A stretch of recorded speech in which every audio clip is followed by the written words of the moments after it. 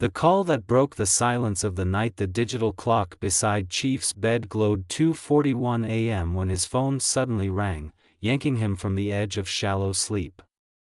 His body still ached from hours spent battling a stubborn Chevrolet that refused to cooperate, and his mind was only half awake, tangled in dreams of quarter-mile strips and roaring engines. For a second he thought about ignoring it, probably just another racer needing bail money or a tow truck crisis that could wait until morning.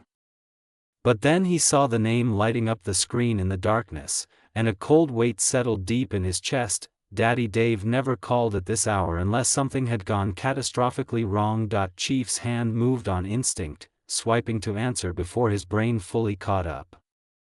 He pressed the phone to his ear and waited, pulse already climbing into territory that felt dangerous for a man running on coffee and adrenaline for most of the week. "Chief." Dave's voice came through the line, and it was wrong in ways Chief couldn't immediately name. There was a hollow quality to it, a tremor buried beneath forced control that belonged to someone standing at the brink of something irreversible. "I need you to listen to what I'm about to say," Dave continued, "and I need you not to interrupt until I'm finished. Can you do that for me?" Chief swung his legs over the edge of the bed, bare feet hitting the cold floor as every nerve snapped to full alert. He'd known Dave for more than 20 years, watched him crawl out of wrecked race cars that looked like crumpled tin cans, stood beside him through divorces, bankruptcies, and the kind of losses that destroy most men, but he had never heard this exact tone in Dave's voice before. This blend of exhaustion, resignation, and barely leashed fury that promised whatever came next would change everything they thought they understood about their world. "I found something," Dave said before Chief could respond. "I found something I can't unknow. And once I tell you, once this information leaves the four walls I'm standing in right now, there's no putting it back. The crew, the show, the streets, the brotherhood we've built, all of it is about to be tested in ways we've never faced. And I'm not sure we're going to come out the other side." Chief's mouth went dry. His mind raced through every worst-case scenario: federal investigations, undercover operations, informants, crashes that weren't accidents. His grip tightened on the phone until his knuckles ached. When he finally spoke, his voice came out rougher than he intended. "Where are you right now?" "The farm," Dave answered. "I need you here within the hour. Bring Sean and Monza. Nobody else. Not until we figure out exactly what we're dealing with and how deep this goes. If the wrong person finds out I have this evidence before we decide what to do with it, we're all in serious danger." The legend who carried the weight. Daddy Dave's rise through Oklahoma City's underground racing scene wasn't luck or circumstance. It was forged in fire, built on thousands of hours spent in dimly lit garages where the smell of racing fuel mixed with cigarette smoke and desperate ambition. He started as a kid with more heart than sense, racing beat-up cars against seasoned veterans who should have destroyed him, but somehow never did. There was something about the way Dave approached racing that set him apart from the beginning: calculated aggression, a willingness to push machines and himself beyond reasonable limits, and an almost supernatural ability to read a track in the seconds before the light turned green. The streets of Oklahoma City in the early 2000s were a different world, a place where reputation meant everything, and mistakes could cost you more than just money. Dave learned quickly that respect in this environment wasn't given. It was earned through consistent performance and an unwillingness to back down when challenged. He built his first serious race car with borrowed money and salvaged parts, spending nights so long they blurred into mornings, perfecting every detail until the machine responded to his touch like an extension of his own nervous system. When he finally brought that car to the streets and started winning races against drivers who'd been running those roads for years, people began to take notice. His partnership with Chief became the stuff of legend. Two men whose approaches to racing complemented each other in ways that seemed almost orchestrated by fate. Where Chief brought methodical precision and engineering brilliance, Dave brought raw instinct and a fearlessness that bordered on recklessness. Together they formed the core of what would eventually become the 405 Crew, a collection of racers who dominated their territory with a combination of skill, strategy, and an unbreakable code of loyalty that held them together through victories and devastating losses alike. But the road to legendary status was paved with moments that nearly ended everything. Dave's crash in 2015 should have ended him. The kind of violent, physics-defying impact that turns race cars into unrecognizable tangles of metal and sends drivers to emergency rooms in conditions doctors describe with words like critical and uncertain. He walked away from that wreckage eventually, but not without scars that ran deeper than the visible ones. The recovery process was brutal. Months of physical therapy and psychological battles against fears that crept in during quiet moments when he had too much time to think about mortality and the razor-thin margin between life and death at 200 mph. Through it all, Dave maintained the image of the unshakable warrior, the driver who could face down any challenge and emerge stronger on the other side. The crew looked to him for stability, for the kind of leadership that inspired confidence even when situations looked hopeless. But that image came with a cost that few people outside his inner circle understood. Every public appearance, every race, every moment in front of cameras required him to project strength, even when his body ached with old injuries that never fully healed, and his mind wrestled with doubts he couldn't afford to voice aloud. The pressure of carrying that weight accumulated slowly, like water filling a container one drop at a time, until it was suddenly on the verge of overflowing.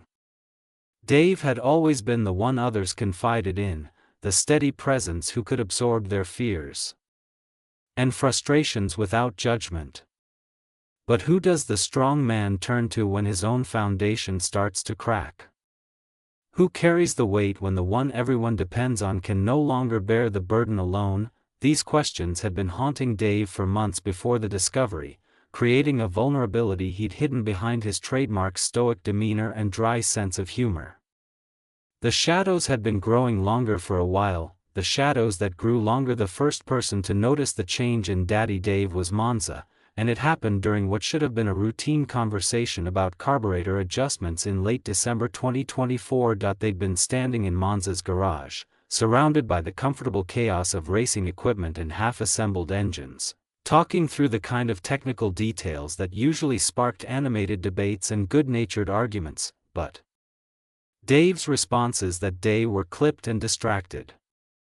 When Monza made a joke about a mutual friend's questionable life choices, Dave didn't even crack a smile. He just stared at the workbench in front of him, his jaw working like he was chewing on words he couldn't quite bring himself to speak. Monza tried to probe gently, asking if everything was all right at home, if lingering effects of old injuries were acting up again, if there was anything he wanted to talk about over a beer. Away from the noise and pressure of the racing world, Dave deflected with practiced ease, manufacturing a smile that didn't reach his eyes and changing the subject so smoothly that Monza almost convinced himself he'd imagined the whole exchange. Almost. But the unease lingered, a splinter lodged beneath the surface that Monza couldn't quite extract. Murder Nova picked up on it next during a crew meeting in early January where they were planning the season's racing calendar and discussing potential challengers from other cities. Dave sat in the corner unusually quiet, his attention seemingly focused on his phone, but his eyes not actually tracking the screen. When Chief asked for his input on whether they should accept a challenge from a crew out of Texas, Dave's response came several seconds too late, as if he'd been pulled back from somewhere far away. The answer itself was acceptable, tactically sound, strategically reasonable. But the delivery was off in ways that set off alarm bells for anyone paying attention. The late-night disappearances started around the same time. Dave had always kept irregular hours. Street racers rarely operated on conventional schedules, but this was different. He'd show up to the garage in the early morning hours, smelling like road dust and exhaustion, offering vague explanations about checking on potential racing spots or meeting with parts suppliers that didn't quite add up when people thought about them too carefully. His phone became a constant presence in his hand, and he'd step away from conversations abruptly when it buzzed, moving to corners where he could speak in hushed tones that suggested the calls were anything but casual. Chief noticed all of it, cataloging each strange moment and out-of-character behavior with the same attention to detail he applied to diagnosing engine problems. He'd known Dave long enough to recognize when something was eating at his friend from the inside, and this felt bigger than personal problems or financial stress.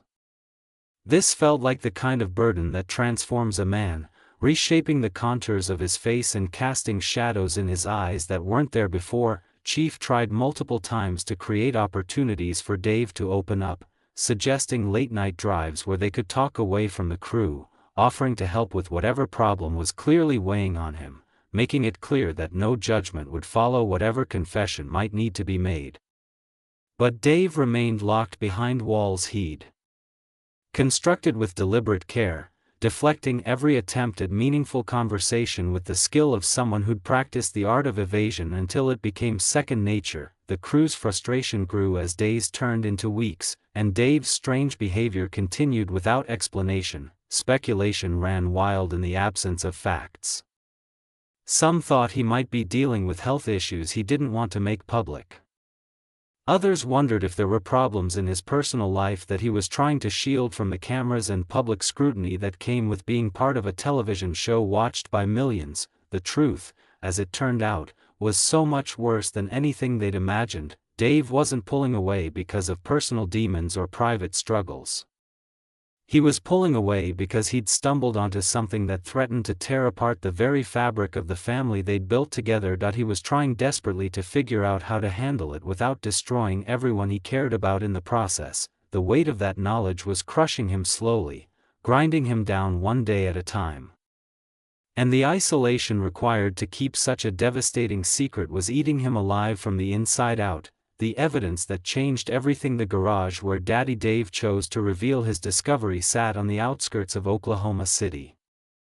This nondescript metal building had once housed a small manufacturing operation before being converted into a storage facility for racing equipment. Chief, Sean, and Monza arrived within minutes of each other, their vehicles rolling up to the gravel lot in the pre-dawn darkness of a January morning when the temperature hovered just above freezing and their breath formed visible clouds in the air. None of them had been told exactly why they were being summoned with such urgency, but the tone of Dave's voice had made it clear that this wasn't a situation that could wait for more civilized hours. Dave was waiting inside, the overhead fluorescent lights casting harsh shadows across features that looked like they'd aged years in weeks. The interior of the garage had been cleared of its usual contents, leaving only a folding table in the center of the space, surrounded by 4 metal chairs.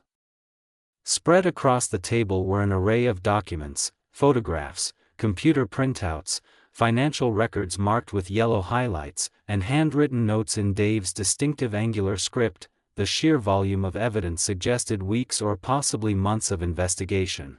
Countless hours spent piecing together a puzzle that nobody else had known existed. Chief felt his stomach drop as he approached the table and began scanning the materials laid out before him, racing data that didn't match official records, photographs taken with telephoto lenses showing meetings between crew members and individuals none of them recognized, bank statements revealing suspiciously timed cash deposits coinciding with races in which favored cars had inexplicable mechanical failures, text message screenshots that used coded language about arrangements, payments, and outcomes that had been predetermined before any engines fired up on race nights. This wasn't speculation or paranoid theory.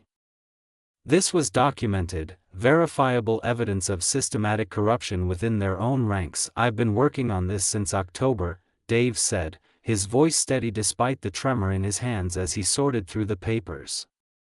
"It started when I noticed some irregularities in timing data from races we ran last summer. Small things at first, fractions of a second that didn't quite add up when I cross-referenced them against onboard camera footage and GPS logs. I thought maybe it was just an equipment malfunction or human error in recording the times. But the more I dug, the more patterns started emerging that couldn't be explained away as coincidence or mistakes. Sean picked up one of the photographs, studying it with an expression that cycled rapidly through confusion and recognition, finally settling on something that looked like physical pain. The image showed a member of their crew, someone they'd raced with for years, someone who'd been invited to family barbecues and birthday parties, someone they'd trusted with their lives on dangerous streets where split-second decisions meant the difference between going home and going to the hospital. Meeting with a man who worked for a competing racing organization. The meeting appeared to be taking place behind a restaurant in a part of town where people went when they didn't want to be seen. This goes back at least 2 years, Dave continued, moving to stand at the head of the table like a prosecutor laying out his case. Maybe longer, but 2 years is as far back as I've been able to trace with certainty. Someone within our crew has been feeding information to outside interests, sharing details about our cars, strategies, and plans before races. But it's worse than just intelligence gathering. There's evidence of active sabotage, races that were thrown deliberately, mechanical failures that were engineered to happen at specific moments, even incidents that we thought were accidents but that may have been orchestrated. Monza's face had gone pale, and when he spoke, his voice sounded hollow. You're telling us that some of the races we lost, some of the crashes that nearly killed people, those weren't just bad luck or honest mistakes? Someone from inside our own family was actively working against us. Dave nodded slowly, and the weight of that simple gesture seemed to press down on everyone in the room like a physical force. I'm telling you that someone we've trusted, someone we've protected and defended and treated like blood, has been betraying us for money. Chief's hands had curled into fists at his sides, his breathing coming faster as the implications cascaded through his mind. How many close calls could have been avoided? How many victories had been stolen from them by someone who was supposed to be fighting on their side? How many times had they gathered after disappointing race nights, consoling each other and promising to work harder and do better, never knowing that the problem wasn't their preparation or performance, but rather a cancer growing inside their own organization? Who is it? Sean asked, and the question hung in the air like a guillotine blade waiting to drop. Everyone in that room knew that once the name was spoken, there would be no walking it back, no pretending they hadn't learned what they now knew. The revelation would demand action and require decisions that would fundamentally alter the landscape of their racing world and potentially destroy relationships built over decades of shared struggle and triumph. Dave reached into his jacket pocket and pulled out a final piece of paper, holding it for a moment before placing it face down on the table. Before I turn this over, he said, I need all of you to understand something. Once you know who it is, once this information becomes shared knowledge among us, we're committed to a path that will get ugly. There will be confrontations. There will be legal complications. There will be media attention that we can't control and fallout that will touch everyone in the crew, guilty and innocent alike. People are going to have to choose sides, and not everyone is going to pick the side we think they should. He flipped the paper over, revealing a name that hit each of them like a physical blow. The silence that followed was absolute, broken only by the distant sound of traffic on a nearby highway and the harsh fluorescent buzz of the overhead lights, because the name on that paper wasn't someone peripheral or someone who had recently joined. It was someone central to their operation, someone whose betrayal felt less like a knife in the back and more like the ground opening up beneath their feet. When brothers become enemies, the fracture lines appeared within hours of Dave's revelation, spreading beyond the four who had gathered in that locked garage. By sunrise, the entire crew knew something catastrophic had been uncovered. Details were scarce. Dave and Chief kept specifics tightly under control, but enough leaked to poison the atmosphere. Suspicion spread fast, turning longtime friends wary and defensive. The first confrontation erupted at Murder Nova's shop. Crew members arrived under the pretense of working on cars, but quickly made it clear they wanted answers. The accused traitor wasn't present. Dave insisted they be kept away until decisions were made, but their absence only intensified the anger. Accusations flew not just at the unseen betrayer, but at Dave himself. Who gave you the right to play detective? One crew member shouted. You investigated the family behind our backs, gathered evidence like a cop, and then dropped this without letting them defend themselves. Chief cut through the noise. Dave had brought the evidence to him because it was overwhelming and serious. This wasn't a rumor or suspicion. It was a documented betrayal that had cost races, money, and nearly lives. It wasn't something that could be talked away. Still, the crew split in ways no one expected. Some backed Dave immediately, seeing his actions as necessary to expose a cancer before it spread further. Others saw him as the destroyer of a sacred trust, arguing that internal issues should never be handled with documentation that could end up in the wrong hands. The accused traitor's allies pushed a counter-narrative. Dave was compromised by resentment, paranoia, or a hunger for control. His withdrawn behavior became proof of instability. They demanded a public confrontation. Dave's refusal, citing concerns about intimidation and tampering, only deepened suspicions. Sean found himself trapped between both sides. He'd reviewed the evidence closely and knew dismissing it required willful blindness, but he'd also trusted the accused for years, raced beside them, relied on them with his life. Reconciling hard proof with lived loyalty felt impossible. Then parts of Dave's evidence leaked to crews in other cities. Within 48 hours the story tore through the street racing underground.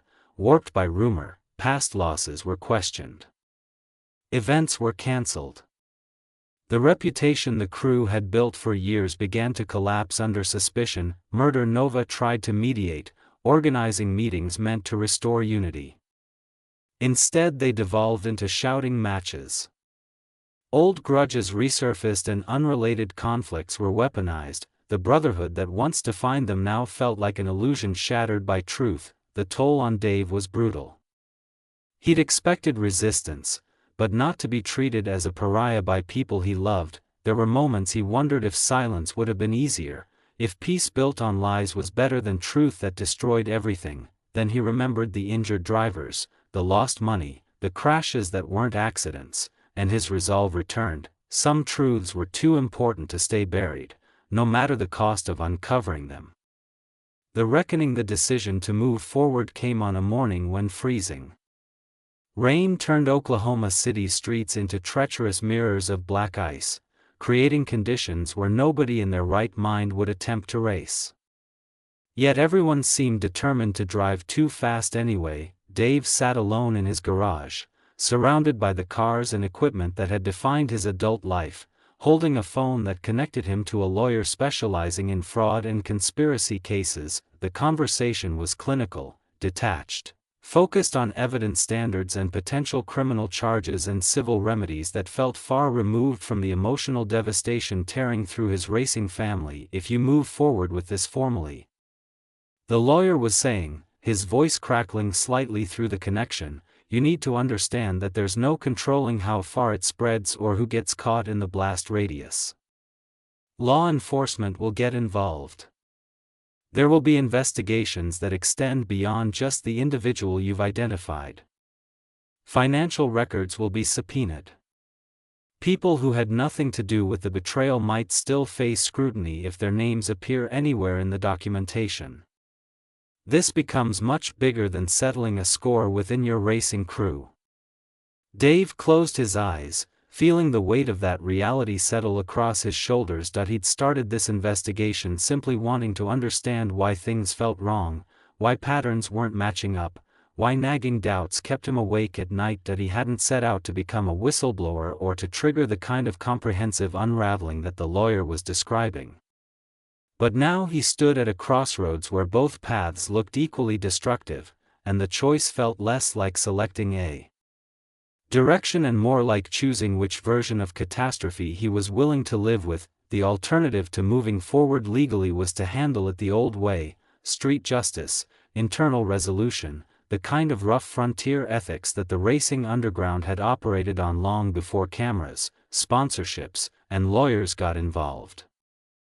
That path meant confronting the traitor directly, allowing them to face the crew they betrayed, and imposing whatever consequences the community decided were appropriate. It would be brutal and possibly violent, leaving no official record to establish precedent or deter future betrayals, but it would also keep the family's business within the family, preserving at least the appearance of unity. Even if the underlying reality was forever changed, Chief arrived as Dave was ending the call with the lawyer, walking into the garage without knocking, because that's what 2 decades of friendship earned you. He didn't ask what decision Dave had reached.